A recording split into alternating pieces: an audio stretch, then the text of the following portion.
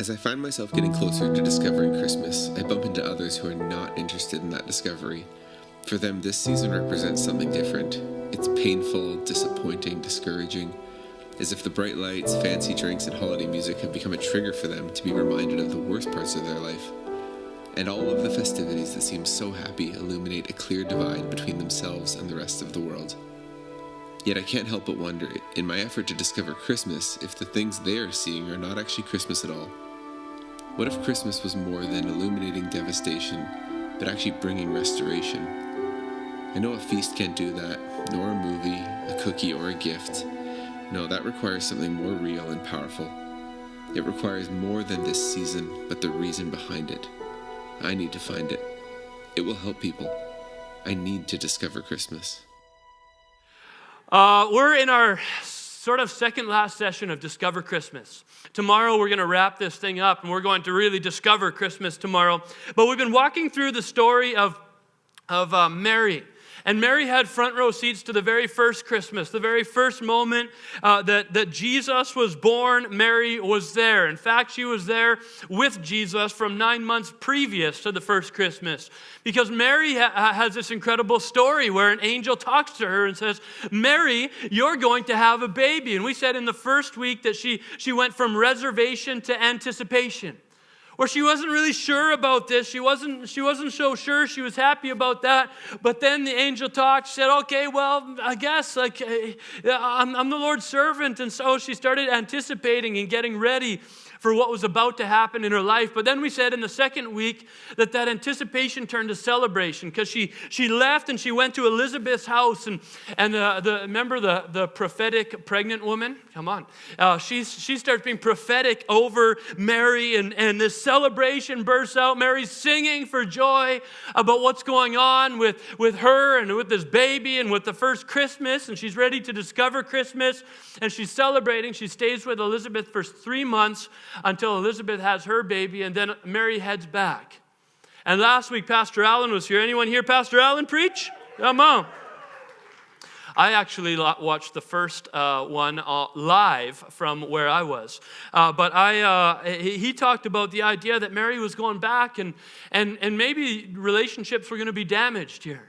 How is she going to talk to Joseph about this? How is she going to deal with this with her family? I mean, yeah, God knows that this baby is from God, but how's anyone else going to believe that? How am I going to convince anyone else? And so with the fear of broken relationship in her heart, she headed back, and God was actually already reconciling her relationship with Joseph. God was speaking to him too, and so she came back, and actually part of every Christmas story is reconciliation. It's part of God's heart for when his son would come to this earth. Reconciliation was going to start to happen. It did then and it should now. And so it went from reservation to anticipation to celebration. Celebration led to reconciliation, and then this week I want to talk about how reconciliation actually led into devastation. It's interesting how Christmas goes.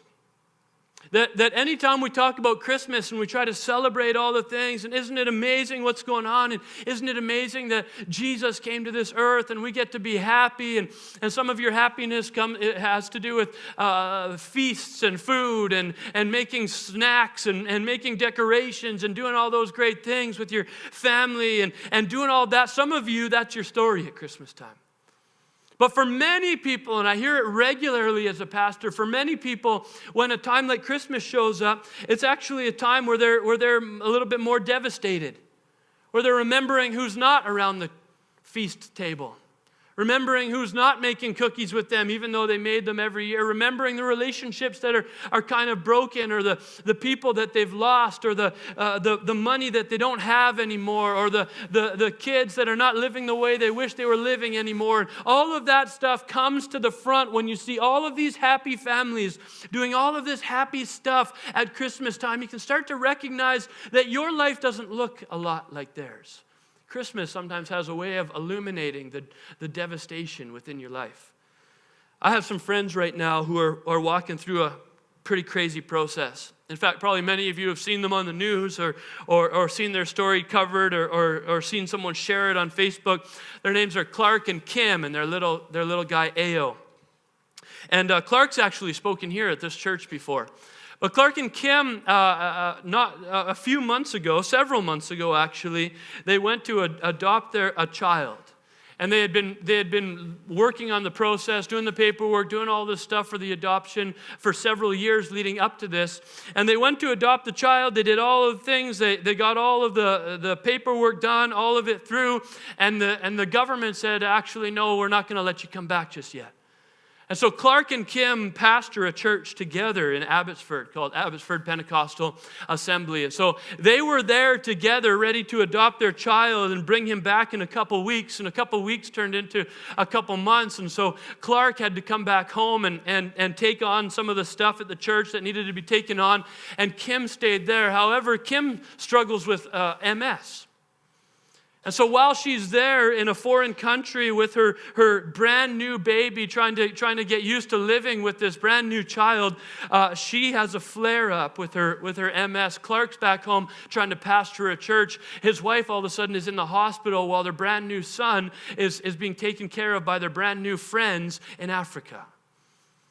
And Clark had to make the gut-wrenching, challenging decision where he said, it's time for me to go back to Africa and separate myself from my wife, and she's got to go back and recover in Canada. So now Kim is in Canada recovering from her MS. Clark has had to choose to either to leave their brand new son and come back and walk with his wife through that, or stay with his brand new son and let his wife be back here and walk through that on her own. They've had this terrible challenge with their family. They continue to walk in the tension, waiting for our government to release them to come back home. And as I've followed their story, it keeps saying, they keep over and over saying, let us be home together. People keep saying, bring Ao home for Christmas. Bring them home for Christmas time. Let them be together for that season. Let them be together in that place. And I saw a story with Kim talking to an interviewer recently, and Kim's talking about this story, and she says, I don't even have the stockings up. I don't even have a Christmas tree. There's nothing about this feels like Christmas. And again, you can just see that Christmas has a way of illuminating the pain in our lives as well as the joy in our lives. That you can imagine on that day, I'm praying hard for Clark and Kim that Clark and Ao would get to come home and they would get to be home for Christmas. And if that doesn't happen on that day more than any other day, they'll recognize how much pain there is in their life. Isn't that true for so many people? On Christmas, that day more than any other day can be challenging. It's difficult. You wonder where God is on that day. God, if this is your birthday, if this is the birthday of Jesus, where are you? What are you doing?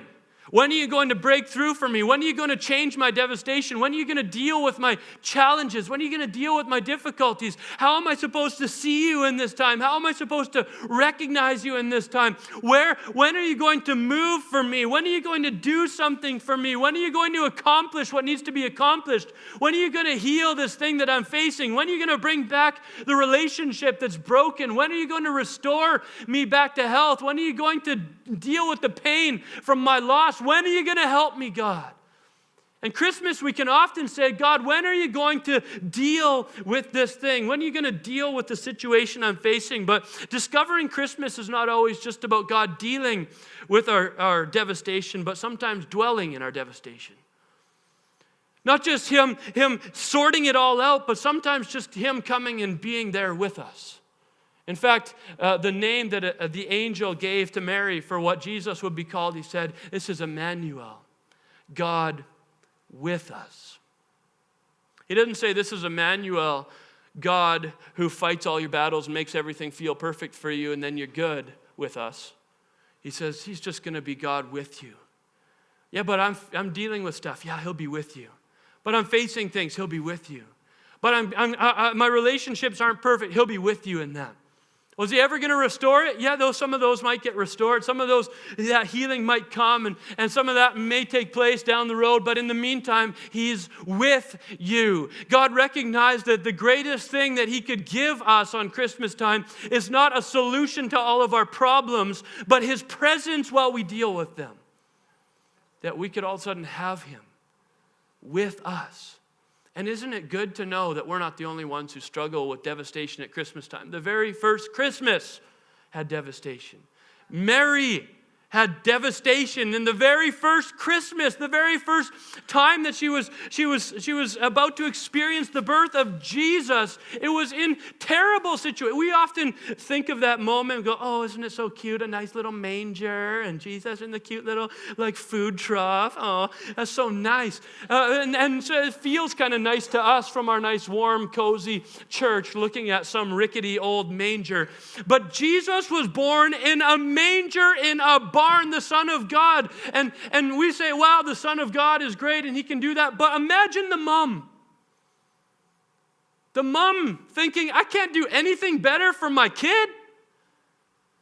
Who am I? Where is God? What's he going to do here? If this is actually the Son of God, why am I still being rejected by everyone around me?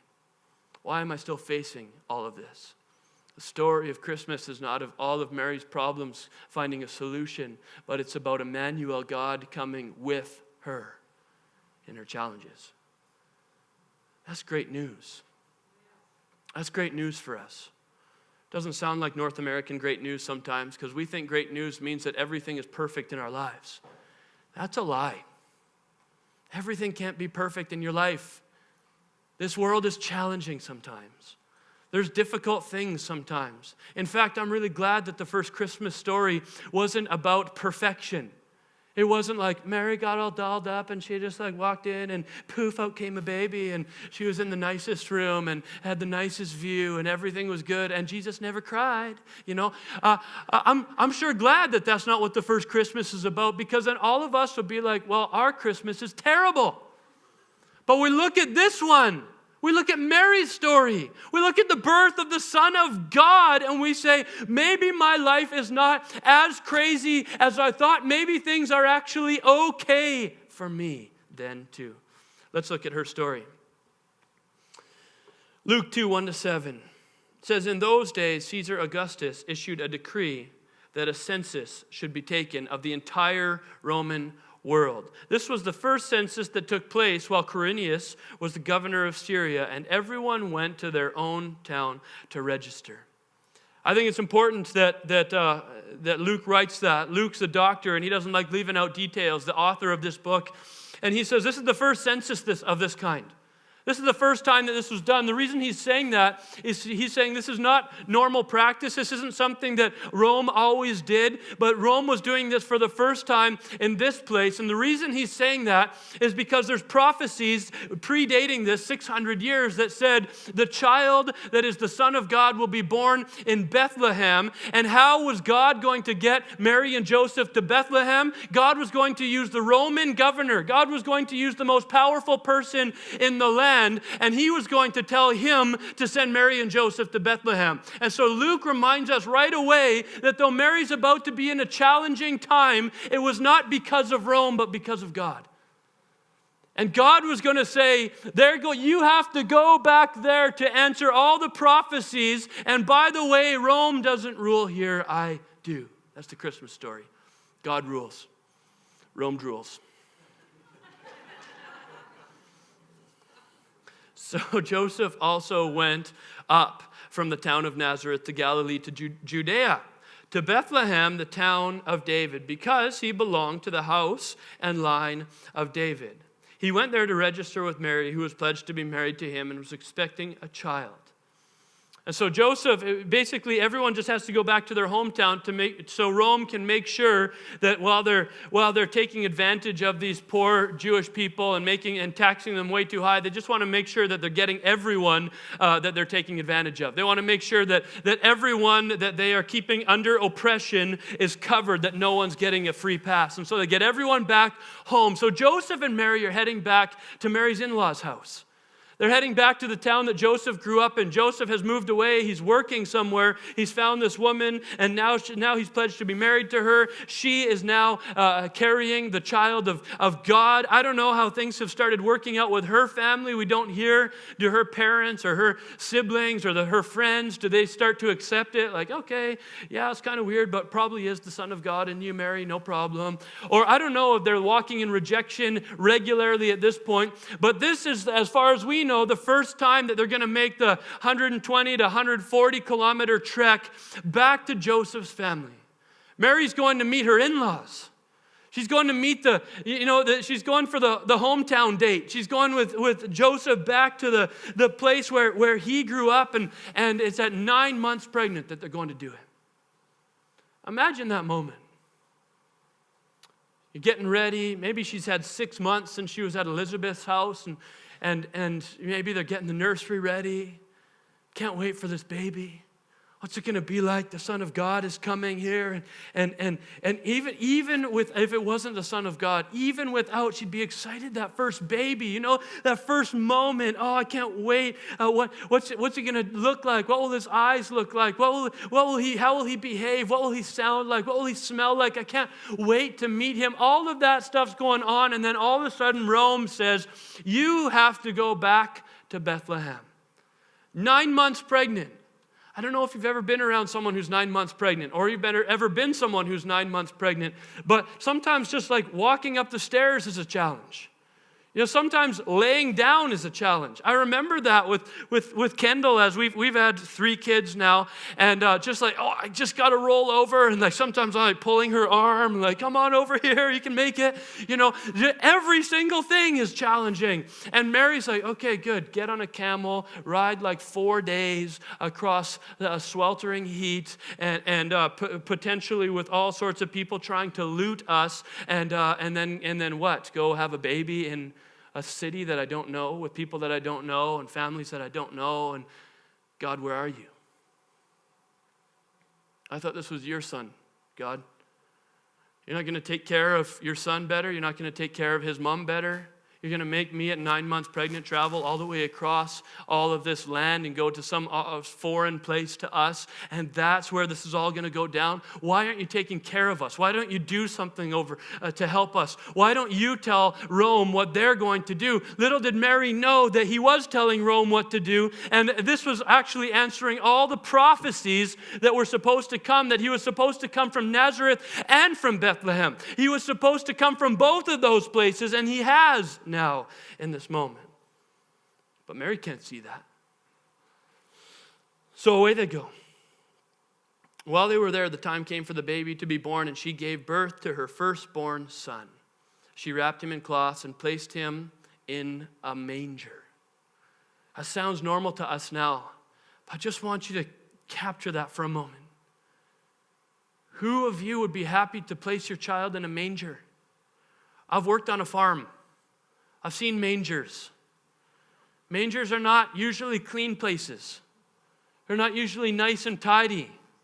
They're not usually perfectly laid out. Most of us, when we have babies here in our culture, we want the cleanest, there's a little spit up on that thing, and we throw it in the wash and get it all cleaned up and make sure we don't use certain types of detergents, because that might affect our kids' imagine hay, hay or drool or who knows what else is in this manger, and this is where Jesus is going to be laid, because there was no guest room available for them. This was often translated, there's no room at the inn, but I like some of the newer translations that say there's no guest room available. The word there is kataluma. It means guest room. And when we think there's no room at the inn, we think that they're walking around and looking in every door, and Mary and Joseph are like, where can we get in? Oh, it's just a busy city. There's just so many people around. I can't believe it. Oh, well, and we'd often just look at that and say, well, it was just a full city. Yeah, no problem. They had to go and just stay in a stable and put their kid in a manger. But is there one person in this room who wouldn't give up your room for a woman in labor? Right? These two are still living the rejected life. Because that's not normal. This is a hospitality culture. In fact, Mary and Joseph probably didn't have to stay in a tent their whole trip to this place. Because in this culture, when you were traveling, people opened up their doors and let you in. Here they show up to Joseph's hometown and they're not let in. Often we just say, it doesn't mean anything. No, it means a lot. These are Joseph's people. These are Joseph's family. This is Joseph's relatives. This is Mary's parents-in-law and cousins-in-law and auntie and uncles-in-law and grandparents-in-law. And she's knocking on their doors and they're saying, sorry, I know you're in labor, but we've got no room for you. This is rejection. It's not coincidence. She's being rejected by her family, the mother of the Son of God. Imagine that. God, why am I still being rejected? Aren't I doing this for you? Aren't I carrying your child? Isn't this something? What's going on here? See, at that point, most of us are saying, God, would you just kick down the door? Would you just get these selfish people out of here? Show them. Send an angel to them like you did to Joseph. Show them that this is something more than just like an affair. Show them that I'm not just some woman who just got caught up in a relationship and now I'm pregnant. No, show them that this is the Son of God. Show them how important this is. Show them what's going on. Kick down the door, Lord. Get the guest room open for us. Let the inn be open for us. Help us get to the place where we'll be warm and taken care of and loved and looked after, because right now we're rejected and alienated and tossed aside and pushed out. Will you kick down the door? And I really believe that God laid on my heart that God doesn't always kick down the door. Sometimes he just comes and lies on your floor. That instead of kicking down the door and saying, here's a nice warm room, he says, hey, are you cold? I'll join you. Are you alienated? I'll come. Are you mourning? Let me join you. Are you rejected from your own family? I'll join you there. Often we think, I'll discover Christmas once God solves my problems. Mary didn't discover Christmas once God kicked down the door and let her in. She discovered it in the midst of the cold, nasty, stinky, whatever it was, stable or tool shed or cave or corner in the backyard. That's where Christmas happened for her. Christmas happened not when God treated her better than everyone else and made sure she had, or even equal to everyone else. It happened for her when God recognized that she was treated much worse than everyone else, and he joined her there. That's where Jesus came. Jesus didn't say, sorry, Mary, put me in the nice warm place. Maybe Mary's in-laws might have taken Jesus in.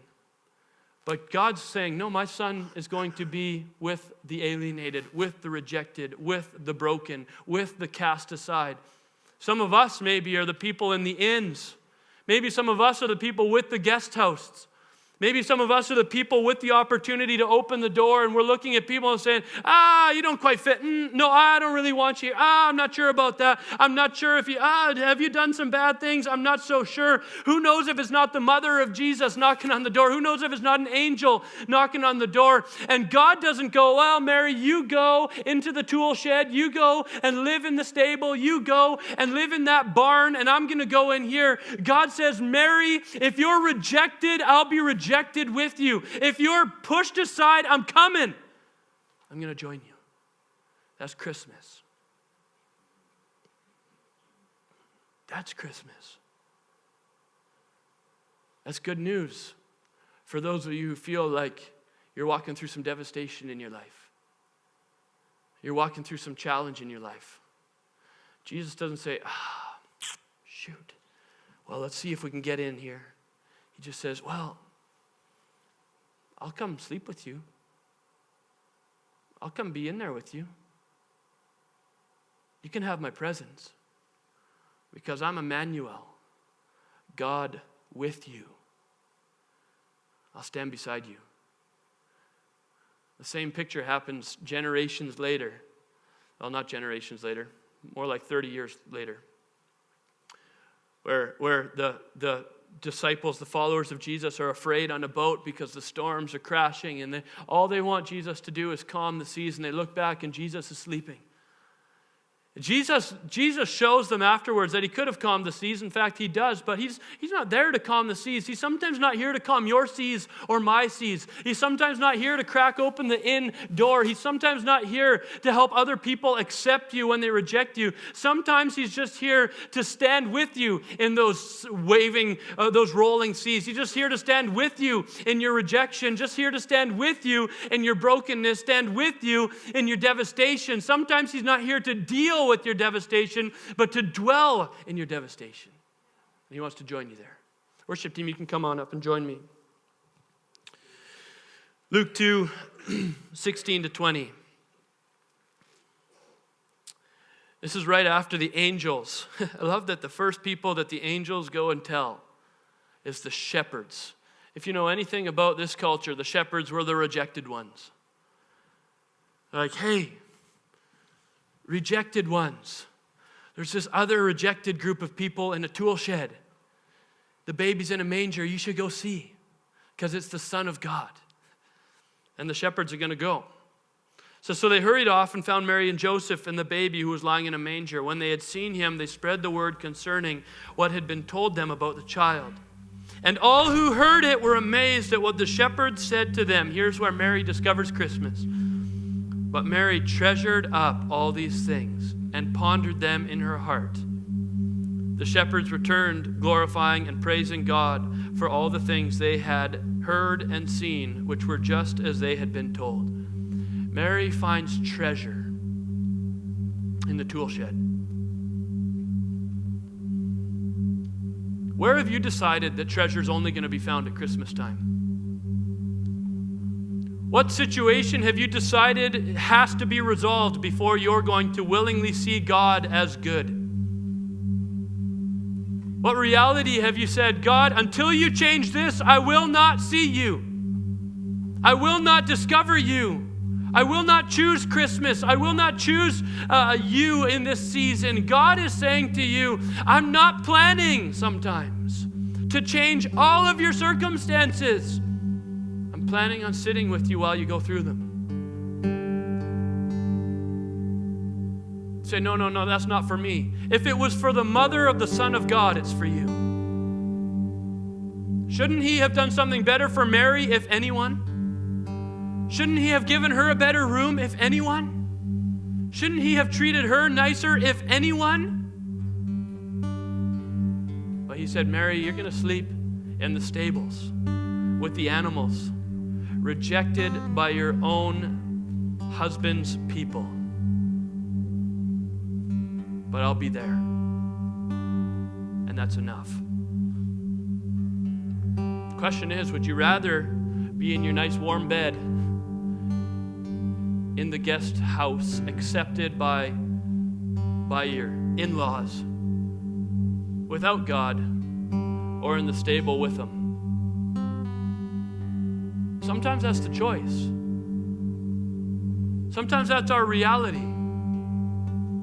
No, I just want to solve all of these things. I want everything to feel a little bit better. And if I just sort of give up this thing, I just sort of, then it might be okay, and then we'll feel all right. Well, God's saying, no, don't fight so hard to get in the inn. I'll keep you warm in the manger.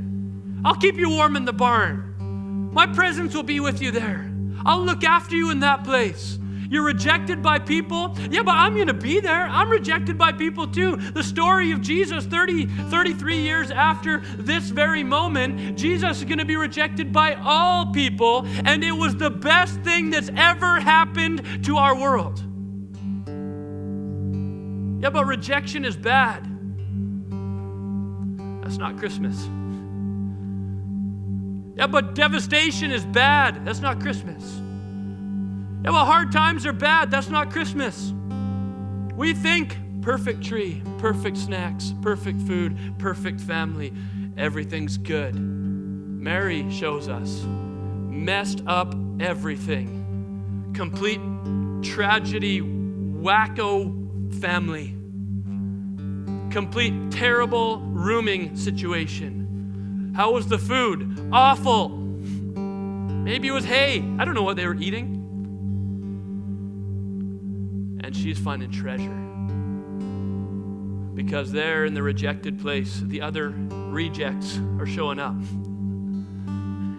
I want to tell you, if you feel rejected, if you feel forgotten or lost in this Christmas season, you're in good company. Because the Mary, the mother of Jesus Christ, on the very first Christmas day, couldn't get in her in-laws' house when she was in labor. None of you would do that to a stranger, let alone a family member in labor. How broken must this situation have been? And yet, that's the situation God chose to put the very first Christmas story. What's yours? What's your story this year? Are you trying to put all the devastation back together, or are you inviting God into it? Are you trying to put all the mess and solve all the problems and answer everything so you can look like the family down the road, or are you inviting God into your situation now? Because Jesus is saying to you, maybe he's speaking to you. Maybe there's a door you've been trying to kick down and you've been trying to get in the inn. You've been trying to just live like everyone else and not be noticed. Imagine people walking by Mary and Joseph. There they are, like quietly having their baby. Everyone hears what's going on. Everyone knows what's going on. These are the rejected people. These are the turned away people. These are the ones. There's Mary who acted this way. There's Mary who did that. There's Joseph who decided to stay with her. What is this family? Ooh, there's the Son of God. But then all of a sudden they got shepherds showing up. Soon they're going to have wise men showing up. They got people showing up as guests to this tool shed, to this stable, to this cave, whatever it was, and saying, what? God. In fact, I can't wait to talk to you on Christmas Eve about how the stars, the universe bowed to Jesus so that the wise men would find him. It's going to be good. So, I want to encourage you, and then I want to pray for you. If today you say, I've been trying to solve all my devastation rather than inviting God into it. It's not bad to try to solve your situation, but not without God. Recognize that your situation unsolved with Jesus in it is better than your situation solved without him. And so I just want to encourage you today. Do you have a situation that you need to invite Jesus into? On this Christmas season, do you have a barn that you need to welcome him into? Do you have a stable that you need to welcome him to join you in? Do you have a broken place in your life that's not fixed that you need to invite him into? Because it's when you do that you will start to discover Christmas. Do you need to invite Jesus? Do you need to invite Christmas? Do you need to invite this moment into your stable? Because when Jesus showed up, Mary started finding treasure in her heart. I want you to find treasure in your stable, in your barn, in your cave, in your tool shed. So today, if you say, you know what, I just need you to pray for me, because I want to do that.